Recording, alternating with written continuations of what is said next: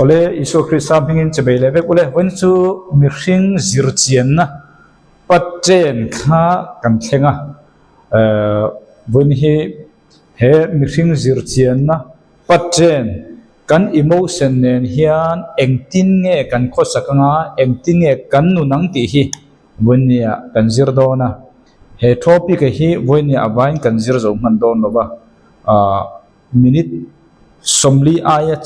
tamlo ti katumanga hei hi voini ziren kan zir don ani makara hemi chun zom kan kal le ang tin ani chu chuwangin kan no zir to kha kan emotion kha poimo de mai ne pathian in emotion min pe a ama siam ani chu kan emotion chu pathian in thataka diktaka kan man na zona min ti chaktu turata na kha emotion kha min pe kan entirnan pathian rongbol na a pathian in rongbol turin min kawa kha emotion ne na pathian rongbol na min ko na zona phur na min petu sak na min petu turata na duwa na niya mase suala atluk na tangin kha emotion kha pathian ina min ti na zon le thil chang ranga atha tur thil tha a sakna min petu tur ani la ani akha thil thalo lama po chakna min petu alo ni ta ka sia wangin emotion kha rin roll a thei talwa chu emotion chu a hliam kan hliam atur thaya chu hliam tordana chu kan zir to a venia chuan chu emotion hliam tur chu ti dam alo ni tak nu khan engtin nge chu emotion ti dam lo om nen chuan kan khosakang ti kha voine kan zir tur chu alo ni ta ani chuwang ta chuan kan hriat ren tur chu pathi suala wanga mihring original pathian na min siam suala wanga cheto zong zonga kha pathian in entinge ti kan ti chuan Calvary cross ya chandam na khan afulin min chandam le fekani ti kha hriat turani luk na ina angong chiat to reng kha Calvary cross ya pathian in avain atung ding le avain a siam thar le veka chuwang tak chuan pathian in kan tharau chau kha mihring tharau chau kha chandam ne lo mihring sol chau kha chandam ne lo mihring ril ru chau kha chandam ne lo mihring taksa chau kha chandam ne lo sual awanga edena kan bo chiat na le kan pluk na wanga mihring kan original plan nilo zong sual awanga chetwa kha Calvary cross ya Isua Christa cross na to awang hian awaya tundin le awaya angai ole vektura tho sak kan ni chuwang ta chun salvation kan ti chandam na kan ti hi Greek chuan soteria antia sozo atanga lo kalani chumi omzia chu enge kan ti chuan chandam kan tul na mun zong ta chandam dinani isol chau chandam tu khanilo ka tharau chau chandam tu nilo ka taksa chau chandam tu nilo suanina angong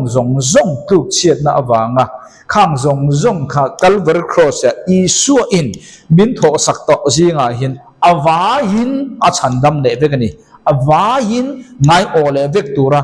chandam kani chumi omzia chu bone kan topic nen kan emotion kha pathianin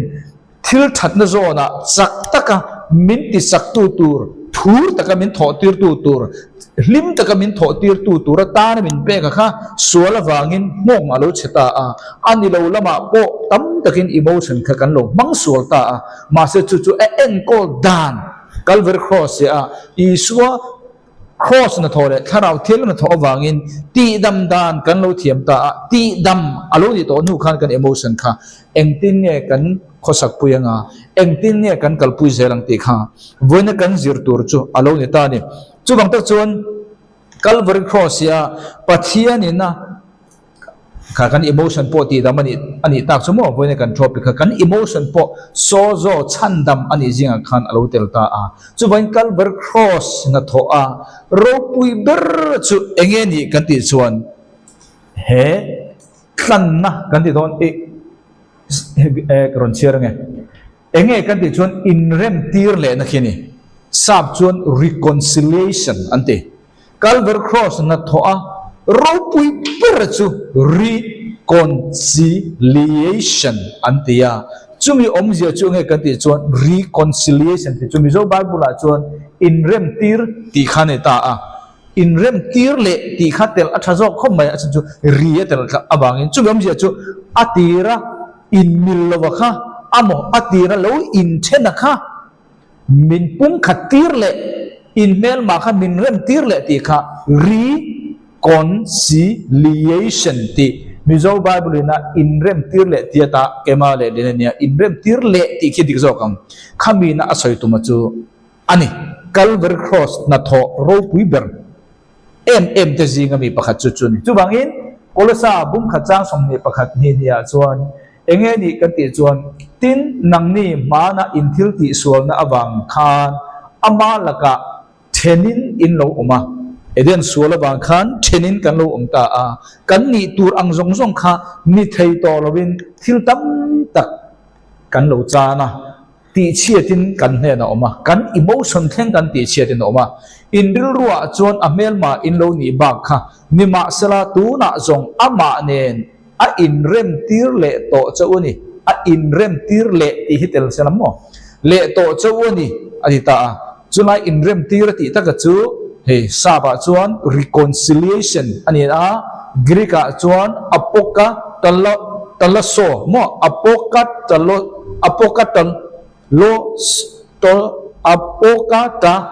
la so ani ta a chumem chu reconcile ani amo change from one state of feeling to another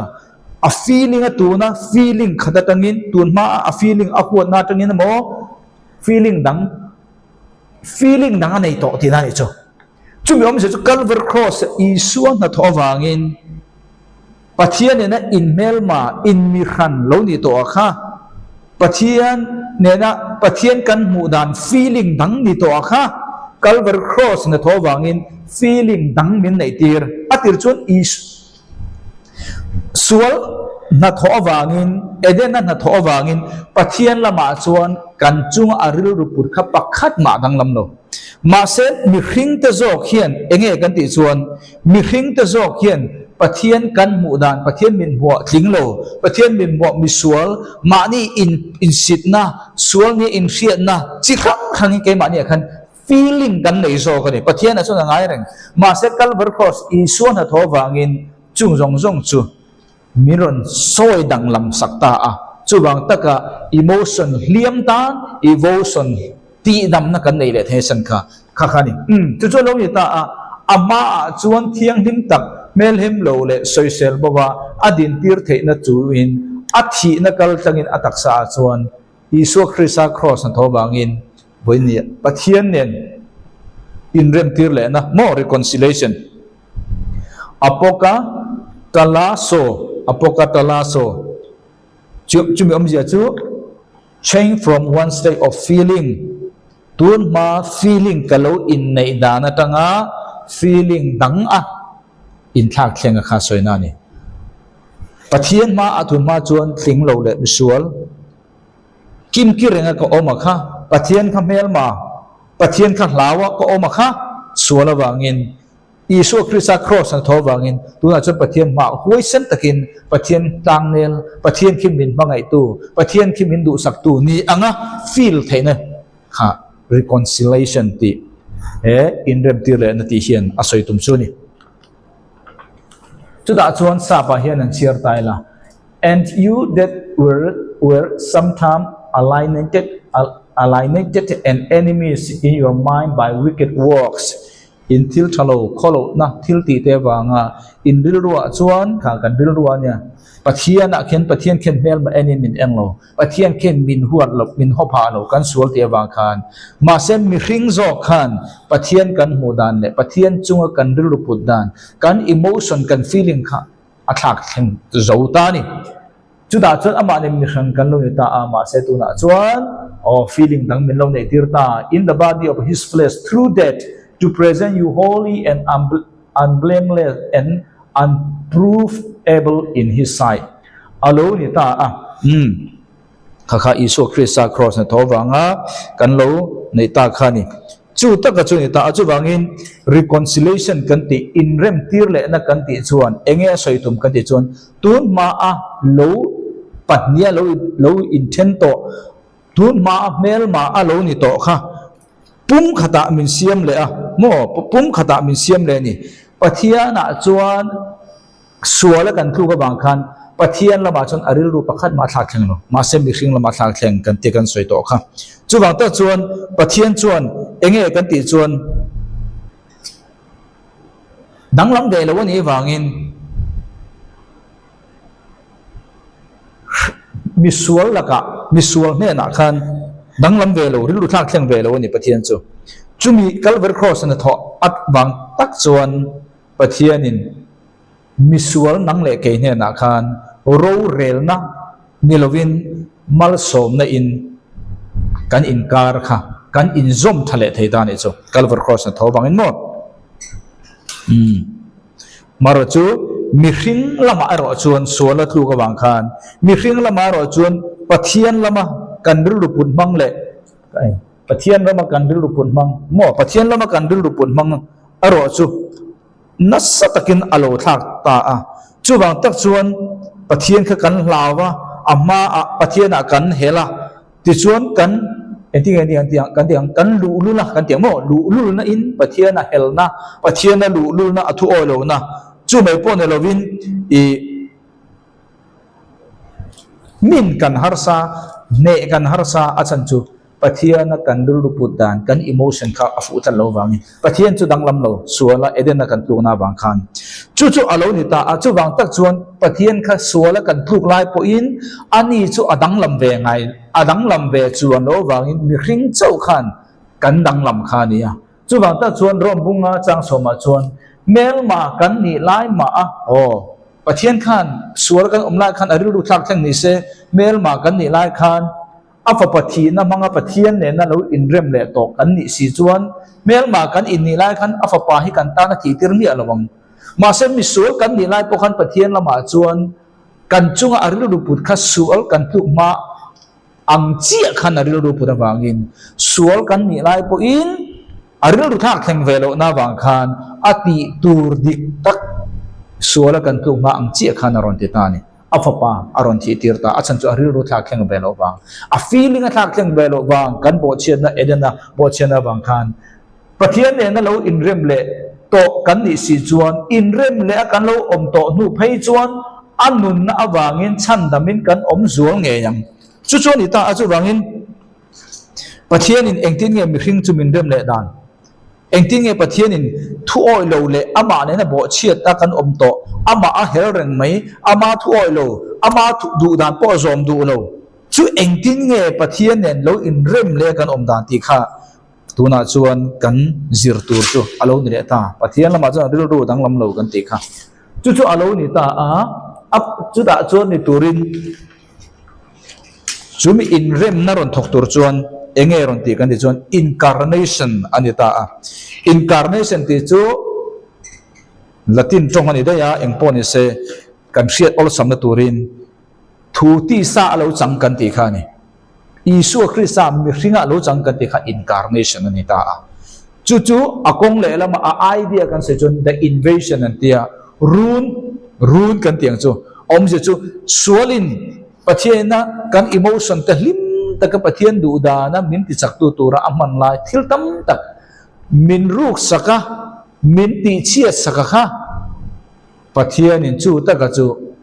aron run le a kan tiang chu aron run le ti chu nge kha aron lakir le a aron ne le ta ti kha ani a chu mi ti tur chuan isu kha mi hring aron changa kha incarnation mi hring isu mi hring alo chan kha incarnation nya athil tu ma chu pathian in aron run le kan nei atira kan nei anga kha nei le turin the invasion ti kha aron run le tiang chong zong chi in kan ngai theng chu lo ni ta chu bang ta chuan chu mi ron run le a sala suala sala khal kan ni to kha min lakir le tur chuan ama kha thu kha ti sa a ron chang ta a logos kha isu Christa kha ti sa ron chang ta a hebrai bung ni chang som pria chuan chuti ani chuan fanaute hi ti sa le ti sen chan pual nei tu te an ni hloma wangin ani po in ama nge chuan chung tia ang bokin thumun chung changa aron tel vea Isu Krista kha ti sena keima ni angin ti sa le ti sena aron chang vea pathian mani se thi na kal tanga ani chuan ama ti na thil ti theina nei tu ati boral theinan sete na thil ti theina ati boral thein turin Isu kha pathian mani se kan emotion boina kan subject na ning kung kai bi kan soita na kan emotion na kha ngairon ole turin aron run le don ta run le tur chuan nang ma le keima ang chia khan ti sa ti sen nei in aron kal ta ni chu chu eng bang mo min run tu kan tiang chu salamin man betu diabola al arun le thene tur tan mo aron ne le thene tur tan kan ni na nga ya min da kir le thai tur tan reconciliation pathian kan tun ma eden huana suala an pluk ma a pathian an mu dan de pathian chunga emotion an nei dan pathian bia khak hel em evi le da mate an ni am din mun nga ya kan ni le thai turin chu ta ka chu Isua aron ni ta a chang som pasari na chu wangin thil zong te a ama unal pa ne na Klupuin chu chuan ama chu siam ni turin ti om ta ati om ta ani chu pathian lam chung chang thila te chuan za ngai theile rin om pui thiam lal ber ani theinan ti in mi pui solatan in rem le na siam turin eng turing erong kal kha pathian le mi hring mel ma lo ni ta eden thuk chiat na wanga in rem na reconciliation siam turin mi hringa taksa a aron changta a chu tuna kan Bible chang chia rakha ani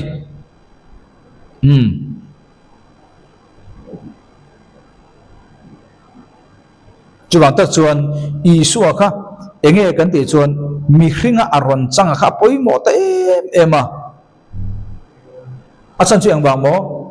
mi hring kha kan chung ril na ta kan chung ril na ron ti dam tur chuan pon lamatang in en kol dam thelo ani chuan enge ngai ta kha chung lamatang boka en kol dam tur ni tak ani ta bangin Isu kha mi hringa aron changta nang ma le keima anga feel thei tur idin mun le kadin mun min khiat pui tu tur ka soi to fo thena hei hi antinan mei sa lo ni ta se hei hi asa ni ti tu po in kan thewang hei mei ni chuan ma se a khe tu le adai tu chun amnia alo hei hi asa ni ti mei kha mi zong in kan theu kha khiat na ayin adai aba khoi tu chuan eng angin nge asat ti kha a feel a experience ang je hian pathian hian nang le ke hi mi hringa ron changnia lo se eng angin nge emotion liam dam lo kan ti kha akhia ma se ama in a feel lo chu tak churon feel turin I feel like ka feel ang chia kha nangma ang le keima ang chia khan aron om ta ni chu bang Isu hi pathian ma ni se pathian ni na zong kha da tha a khowela mi hring angin a lo kal ta a tap thei lungai thei ma se sual ro chu sual lo chu bang ta chon tharau thian nim po amamo ta renga tharau thian zakna ne rong bol ama pathian ni na ne rong bol lo tharau thian nim chakna chan chu mi hring ang lo kal pathian ma ni se pathian po ni ma se pathian ni na kamang lo mi hring ni na ang kamanga chu chuan tharau thian po amamo ti ra tharau thian chakna mangin rong bol reng ta ni chu bang ta chuan Hebrai bung li chang som palia chuan pui thiam ani ta kan pui thiam lal ber chu Isu ni ta tu na adin mun me ka ni tu na hian Isu wa na alo na tang khan voini thlengin Isu hi engna nge a tho ka ni chuan pui thiam lal ber na thoka nang le keitan min dil saka nakin second coming a chuan leya alo chuk lenga chu ta ero chuan lal aron ni tan don ni tu na ro si chuan pui thiam lal ber ni ta chu pui thiam lal ber tu na wa na kan tan ding tu khian eng angin nge anei kha nang le keima ang chi feeling to kha ni chu chuan Hebrai bung li he chu bang tak chuan mi thingai mi alo te na mi an thi hi a hre om tur zia chuan khriat ro chung kwa lu sun na la tok ngia lo mi hring kalo ni ta a entirnan heta ka thiana mo tu te bo an lu sun ta a re om don ti chu ka riat thiam pui lu tuk ma se lu sun voi khat ma kala tok lo wangin an tor ang hian ka riat pui thai tak tak lo chu drang chuan lu sun to ka ni chuan lu sun ten ang anginge an tor ti hi tuar ve ngai me lo ta ai chuan ka feel chu tian che chuan vonia kan pui thiam lal ber Isu Krista hi vonia pathianin nang le ke kan feel anga feel thei turin aron tir ta a min ron run kan tiang chu kan ni na nga ya min la le turin aron thok ta chu bang ta chuan hebrai bungli chang som pali a chuan chu ti lai chuan pui thiam lal ber ro pui tak kan nei awangin ani chu van pe chunga kal tlang tir ani a pathian fa pa Isu kan puan zar na hi i vuan nga tam u kan chaklo na rian na te ne na khoi thailo pui thiam lal ber kan nei lo awangin ni ma sala kai ma ni anga kong tin re nga khem to chu tu chung po asul na nei lo chu kan nei zo ka ni chu wangin khong ai nal thu thleng lama chuan oi sem takin ikalang u zang ai na kan mu nan le mamo huna kan pui tura khong ai na kan mu the nan bible na se chu kan bible Isu Krista hi kan har sana te le kan lung ai na te khiat pui lo pui thiam kan nei si lo ilung ngai na i emotion liam aba hian a thia ni lo alo tong to chu kan pui thiam tu na ni me ka ni sualo ro chu sualo pathian ko ni bok khani abahan thamon thak takem tro mo chu ni ta a chu bang ta chun chu chuanin khowela alo kal ta a khowela alo kal ta a chu Isu Krista chu pathian khowela ron tir ta a chu Isu Krista chu nge kha thum ko pathian jinga pakhat kha ani lomi chu ni ta a chu bang chuan hei kan cher le ang thum ko pathian jinga pakhat kha ni ta a thum ko pathian jinga pakhat chatuan mi ani ta a chu da chuan engi om reng kha mangai na fam ki mo oma pathian ro puina om bok kan cherang zon chin tha zon abung som pasari changa le chang som ni pali tu na o ka pa khowela om ma a nang ma ruala ka nei ro puina nang ma hne na mi ge nen khan mi soi mo yang che ta hian Isu khan ang om kha khowel om ma a nang ma ruala ka nei ro puina nang ma hne na mi ro puina kha om em ro puina om khowela Isu kha local local khan ro puina kha ala nei reng em pathian khan pathian ne na achan bo ro puina khala nei reng em la nei reng mo ka khan kan thriang ro puina chang som ni palina kapa nangin ke mi pek te hi ka om na mun ka ne na oma ka du e nangin ke mi pek ka ro puina kha an mu thainan leilung pian ma po in nangin ke min mangai awangin Isu kha pathian in leilung pian ma po in amangaya Isu po in alokal ma po in pathian ruala achan bo ro puina le mangai na kha Isu khan om reng lomi chatuanin om don pa pathian ina Isu chunga ro puina le pa pathian ina Isu chunga amangai na kha chatuanin danglam ngai lovin a om don chu tuna bible kan chiar khani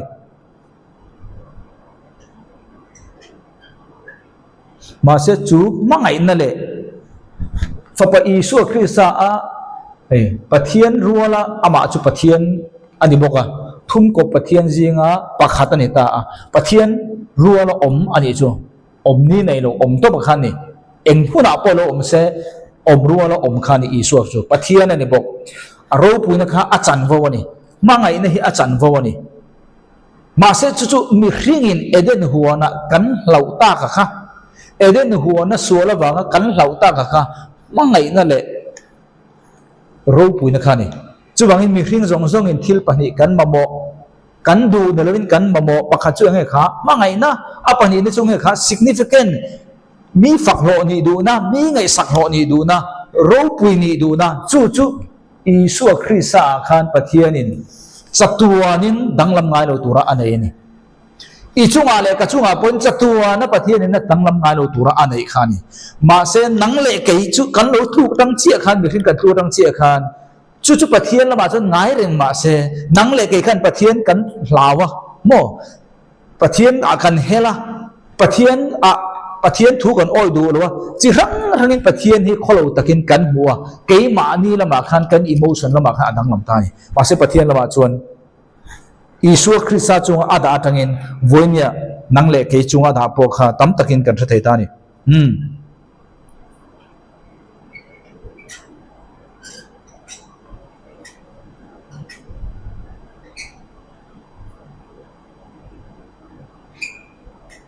chu bang ta chuan pathian chuan Isu Krista chung a khan ange du kha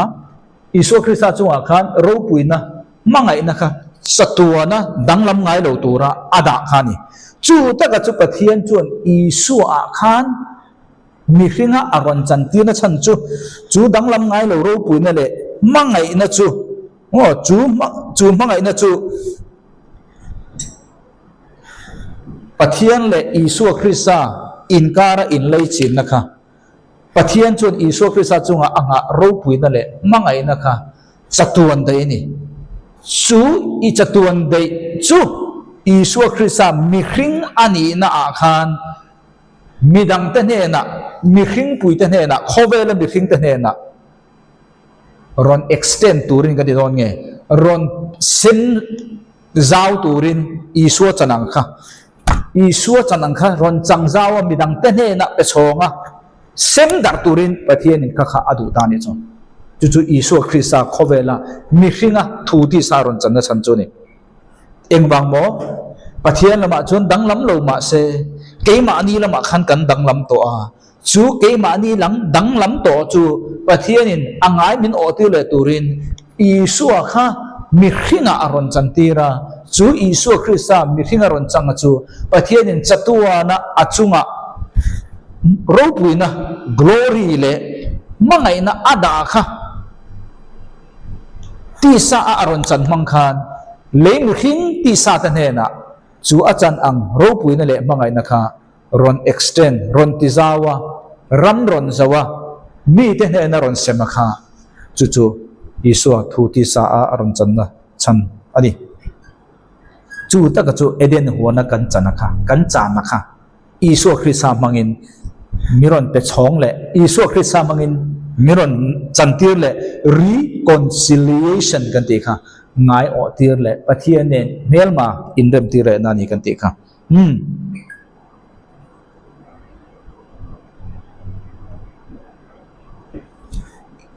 chuwang ta chuan Isu Krista khan ro puina le pathian om chatuana om ro puina le mangai na kha Isu Krista oma chu masabar voi khat na mi hring te ne na chu in fellowship thale na mo pathian le na in lei chin le na mangai na le ro puina in lei chin le na kha Isu Krista mangin voi khat na mi hring te ne na aron sem na ni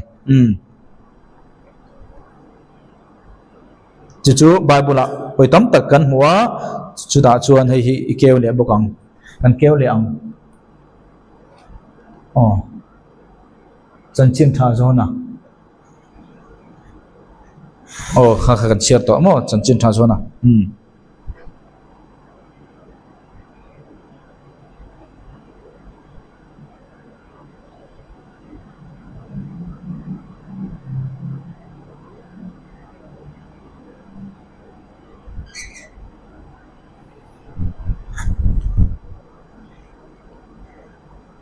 kapa chang som ni palina kapa nangin ke mi pek te hi ro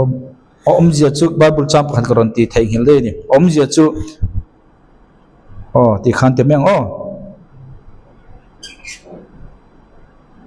chu mi omjia chu nge Isu Krista omro puina le Isu Krista a mangai na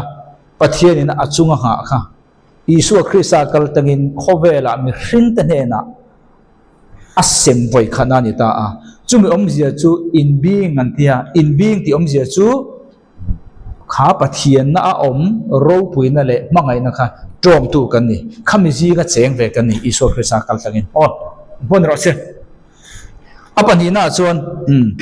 baptism ani ta baptism kan ti chu enge kan ti chuan ei tam takin baptism kan mu hian tui ril ru alang thin ta ma se adik taka soi chuan baptist tu ti mu ve lawanga tui kharil ru lang ma samei lo sela baptist ti chu nim phum ti na chawani ta engin nge kan nim phum don tui nge tharau thielim nge tiawin nge puanin nge ti kha bible na thil mai engpon se nim phum baptism ti chu enge kan ti chuan identification ani ta identification ti chu ti chian na karin na chu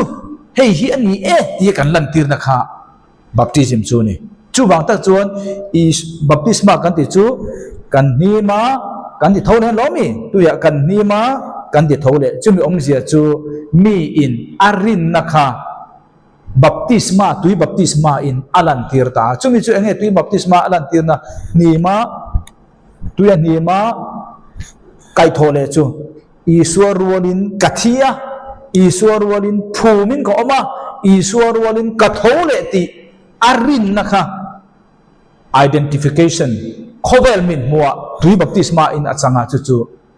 identification kan ti chu ni identification kan ti chu mani rin dan le mani ni na kha alang thaya mutir alang thaya ti chen na kha ania chu chu baptisma kan ti chu ni ole chu chu tuna kan sir lai tang no kan sir don chu bang ta chun kan baptisma kan chana kha baptisma kan changta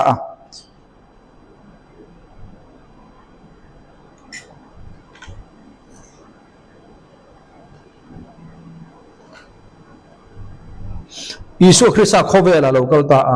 Isu Krista khowela local khan Isu Krista khan pathian nen kan inkar kan in lei chin na kha ti dang lam tura ron kal khan ta amo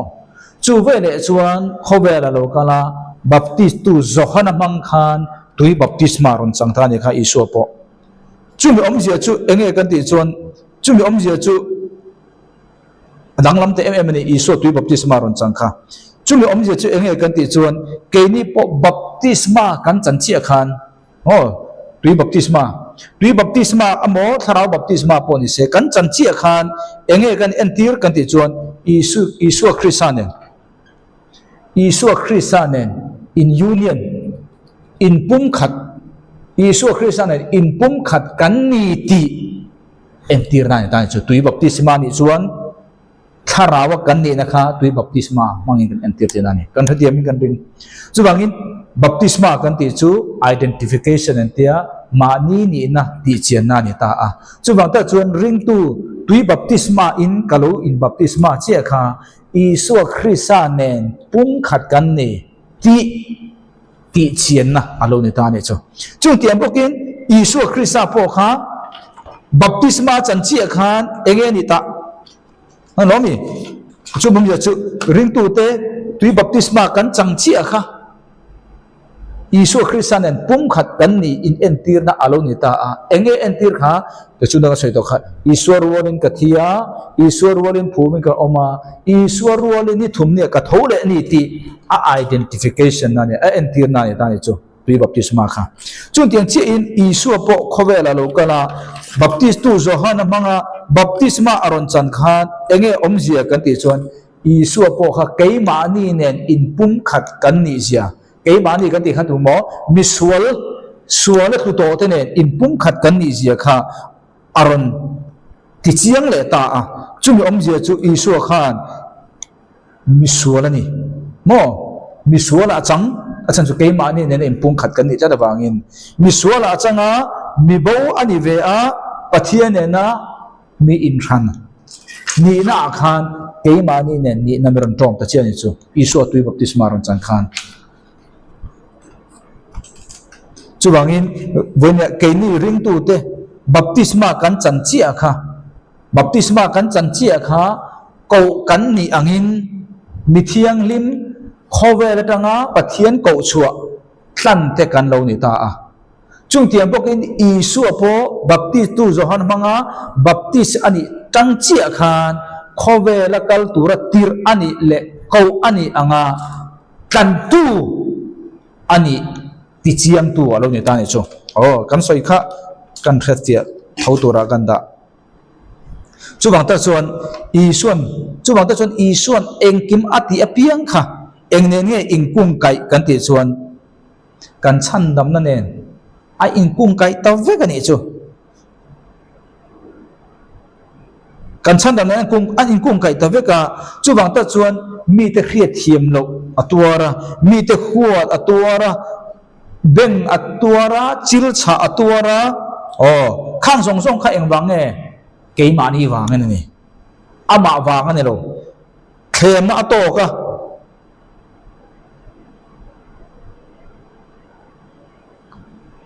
khem na to ka pathian du dan zong zong kha keima ni wangin aron len chuak ta ve ka ni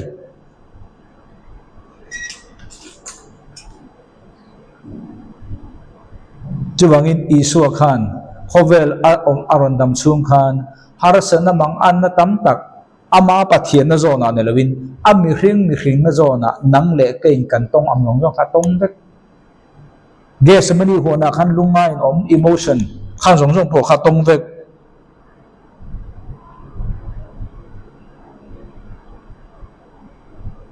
chuwang ta chuan isu ta na khan enge poimo ber kan ti chuan isu khrisa khan ama mi hring na zo na tang khan kha khem na chele khe om na tele calvary cross khenga thi tur kha ron kin lo ta ang ni se a pathian ani hian engma chan tur nei lo isu khan setan khan isu kha ron thlem ne in calvary cross a khan kan tan ron thi thei lo ang ta ni sela ron lo cham ta ni se khamya jing ko khan isu hian pakhat ma chan tur nei lo ma se nang le ke hi chatua nin ka chan da thuang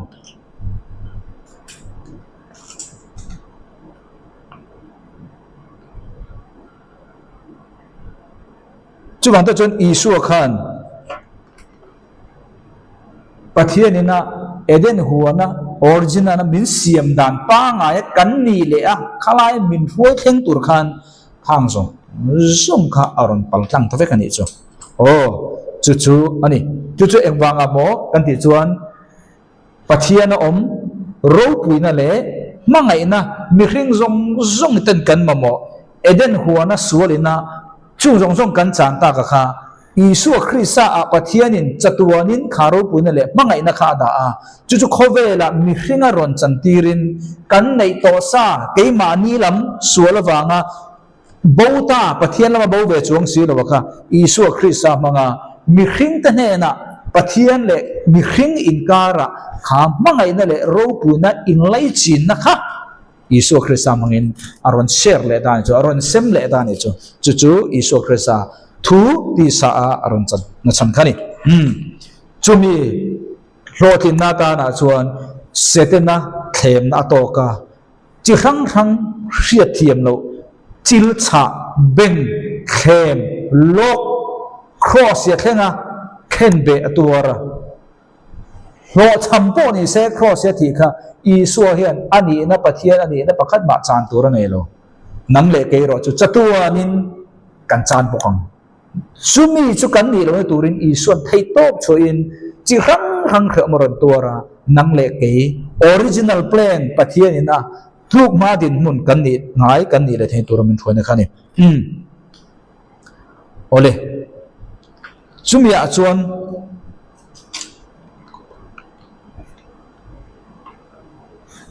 kan kalta a heta hian ka soi hi chuwangin baptism kan ti chu i Christian in pum khana ni isu Christa baptisma ron changkha enge kan ti chuan keima ni mi sual ne in pum khatin keima ni anga sual keima ni anga bebo le keima ni anga pathian en bel ma lo ni chuwangin ke ni baptisma kan changchi kha pathian in min ko angin khowela tanga ko kan ni angin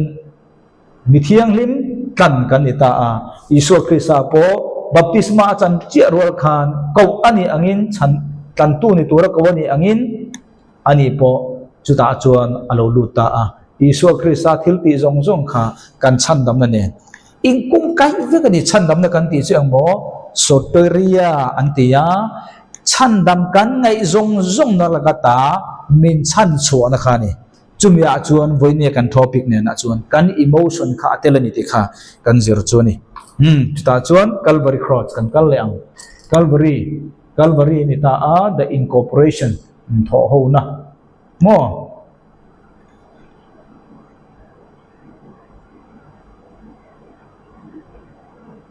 Zohana bung som pani chang som thum le pani Zohana bung som pani chang som thum le pani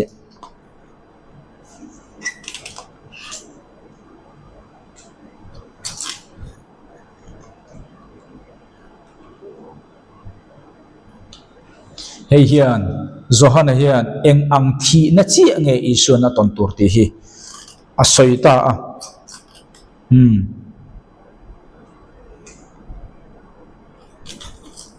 chu ta chuan he Zohana na isu a thi dan tur a soi hi mi hring thi na tur thi dan kha a soi mai ne lovin he thi na hian midang ten he na sem chho na nei tur thu a soi tel bokani cherang Zohana bung som pani chang som thum pani ama a pathian choi moi ani chuan ama a ngei pathian in ani chu a choi moi anga chople chilin a choi moi nga lang ti khani chople chilin a choi moi nga lang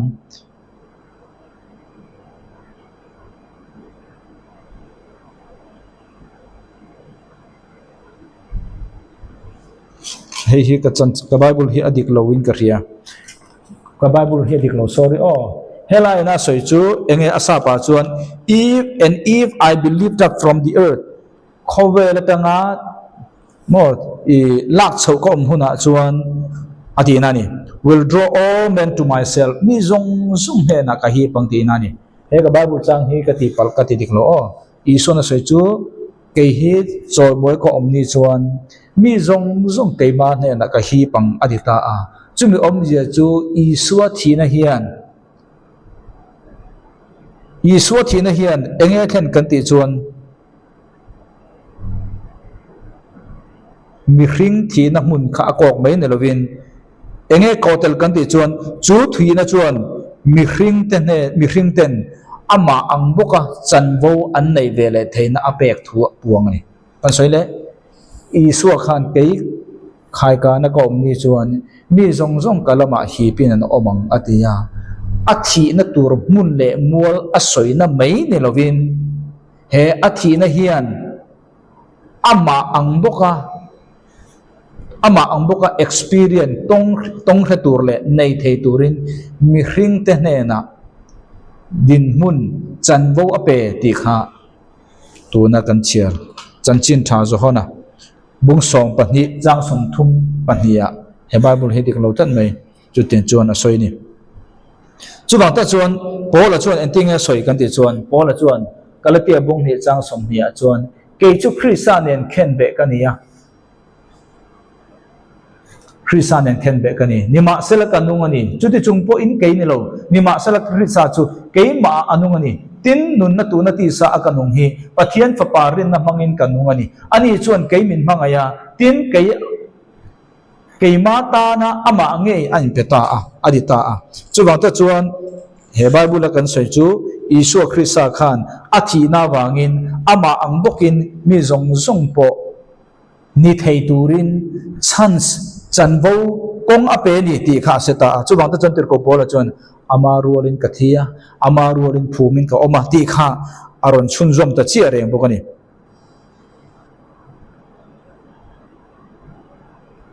chumi om je chunga kha isua thina le isua wala khen be kan omna hian tun ma akan nei zong kha reconciliation pathian ne mel ma kan ni na zong kha min in rem tir le a kan chan zong kha min rul kir le min chan tir le ve kan ti kha puang ta ni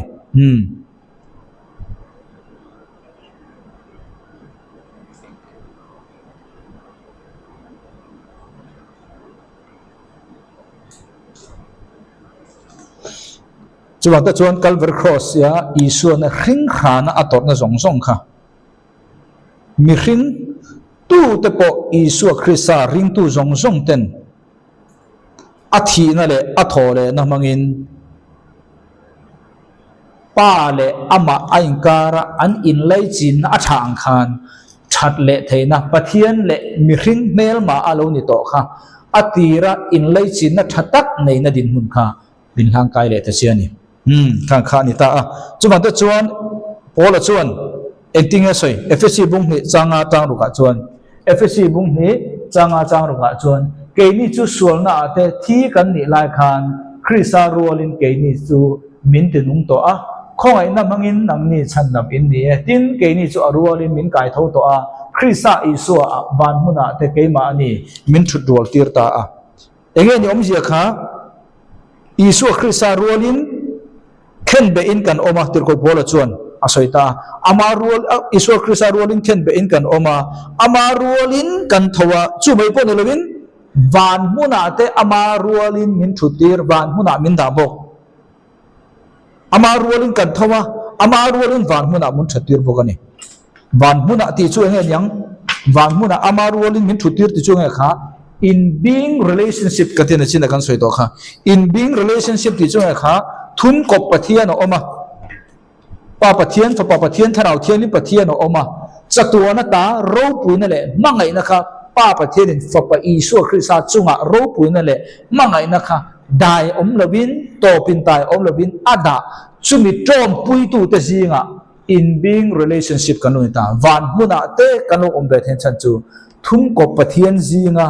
อันอินเซมกันที่โดนไงอันจันโฮมั่งไงนั่นแหละรูปุยนะคะจังเวตัวตานะอินเซียมตาเนี่ยจูจูตะกะจูเอ็นติ้งเอกันเก่ากันที่จวน reconciliation กันที่ตานี่จูจูมีช่วยไงค่ะอินเริ่มเลยนะมานะเอเดนหัวนะกันจานตะกะค่ะอิสุคริสต์อินมังอินขานี่นังไงขันกรอนเล่นเลยเทตานี่จูมีอมเสียจูอิสุอิลลอิสุนกับปานังเกี่ยมาปะเทียนกับป้าจุเกี่ยมาออกมาเกี่ยพวกป้าเนี่ยนะผมอธิยังเสียขันเกี่ยนี่จูป้าเนี่ยนะกันออกมาป้าพวกกันเนี่ยนะออกมาเกี่ยนี่จูคริสต์กันออกมาคริสต์พวกกันเนี่ยนะออกมาเกี่ยนี่จูคาราวกันออกมาคาราวกันเด็กคาราวเทียงลิมคาราวเทียงลิมพวกจุกันเนี่ยออกมาจูตะกัจูนี่วันมุนาเตกันออกมาสันจูคาราวเป็นโน่จูตะกัจูตะกัจูเงยกันติชวน reconciliation in เรื่องเลยนักกันติชวนตาจู in เรื่องเลยนะชวนชุงริลมินทักแห่งสักตากันที่เดียมตัวชุงริลกันใส่ต่อค่ะชุงริลปะเทียนกัน emotion โมนันติโลจงค่ะจุมีจนอามาเนี่ยนะปุ่มขัดกันอินนี่นะ in fellowship ถัดนาตังอินชุงริลมิรันทักตาปะเทียนละมาปะเทียนกันหูนันเตปะเทียนกันไงนันเตจงค่ะมิรันทักสังตาจูเวเรจวนปะเทียนละมากัน emotion กัน feeling ที่ปกค่ะอารมณ์ทักจงอารมณ์ทักตาปะเทียนก็กันเล่าต่อโลปะเทียนมาอาคารมีส่วนนี่อิงกันเรื่องต่อโลว่าปะเทียนกับเบลมาเอ็นกันเอ็นต่อโลนี่จูอาจารย์เจียงบางบ่จูอินเริ่มเละนะจูช่วงลำอินเริ่มเละน่าดีถ้าจะฟังอินมีขึ้นกันมาโมเบอร์ significant ดังลำบีกเลยไงสักโลดีดูเลยจอยโมโลดีดูค่ะอิสุคริสต์รัวรินกันจังป้าปะเทียนอิสุคริสต์จงอาดามั่งไงน่าจะตัวน่าได้ไงหรอวะอมรัวแล้วมาค่ะอิสุรัวละกันที่กันภูมิกันมากันทอเลติกันดินรัวขันจุมีปัญหาจุมีเปกกิรนะขันช่วงริลมินติดังลำกันช่วงริลดังลำจวนกัน emotion พอค่ะอธิดังลำตานี่จุบังตะจวนท่อนขัดเปเตระบุงเรียดท่อนขัดเปเตระบุงขัดจางเรียดจวนอามาจูมุงไงโลโปอินมังไงยังบางโมกันช่วงริลตีดังลำนี่ต่อทัดบางขันตูนมาอัปเทียนหัวนะตูนมาอัปเทียนเฮลนะจงอะค่ะ in being relationship ทุ่งกบปเทียนจิงะบานมุนาเตบินอมตีร์ก็ได้บางอินทาราวินจูบานมุนาอมทุ่งกบปเทียนจิงะมังไงนั่นแหละรูปุยนะคะจาร์เจ้าตัวกันโลนี่นะจังคันกันหูไงเลวะค่ะอินมังไงยาอามาจุตูน่ะเฮียนมุโลมาอุลาอินริงะลมน่ะใส่เลยเทโลคบเละรูปุยน่ะอาคตินอินลิมเอ็มเทนจู่ๆกันอิโมชันรันติดำเลยนะกันอิโมชันค่ะเอ็งที่เนี่ยกันหนึ่งปุยังเอ็งที่เนี่ยเกกันปุยังดีค่ะเนี่ย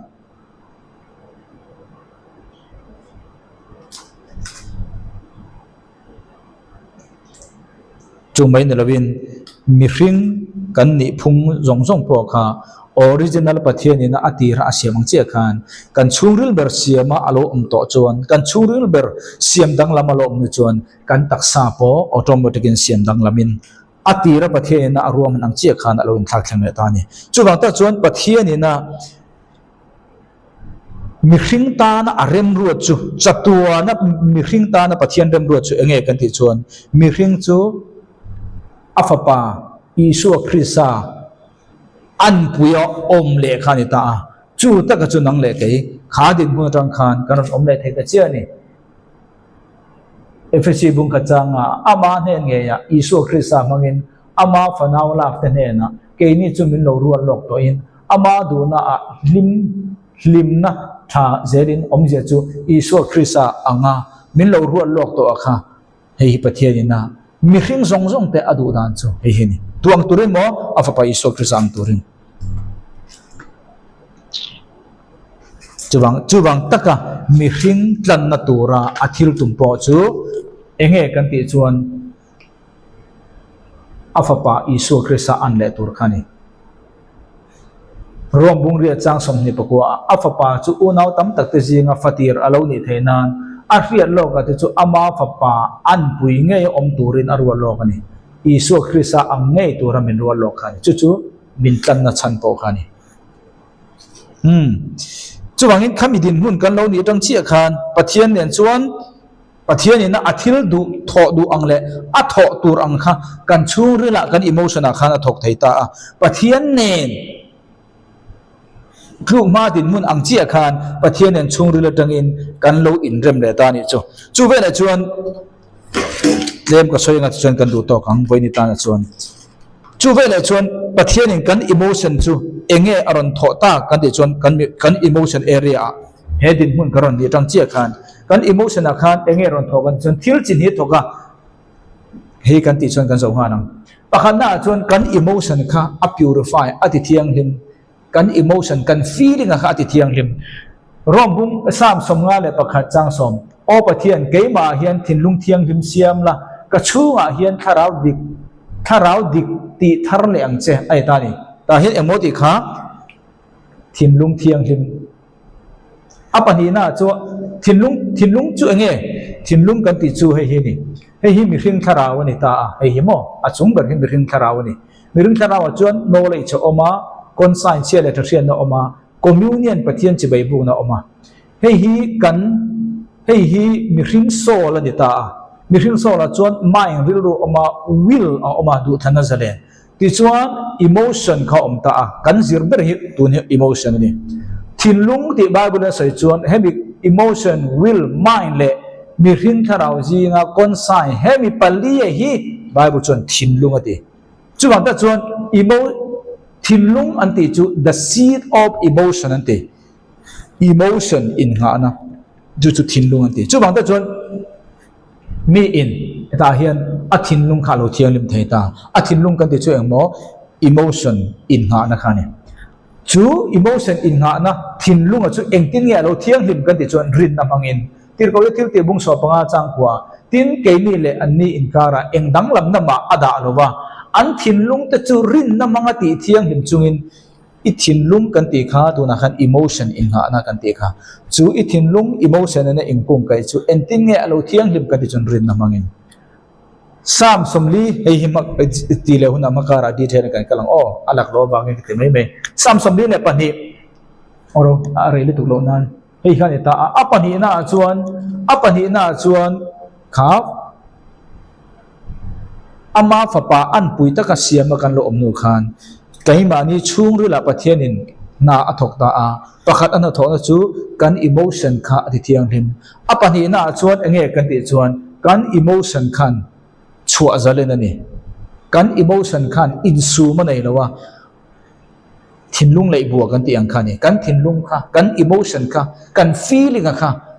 akal liap kan tiang chu kan tiang khani Ezekiel abung som thum paruk chang som ne paruk thinlung thar ka pe ang chunga in chunga tharau thar ka da ang in ti sa ata thinlung lung anga sakchu kala babanga thinlung ti sa anga nem ka pe zo kang chu kan emotion kha kan release la ta kan chu azale ta rang bang khan kan thin lung po kha ne ma ti anua ma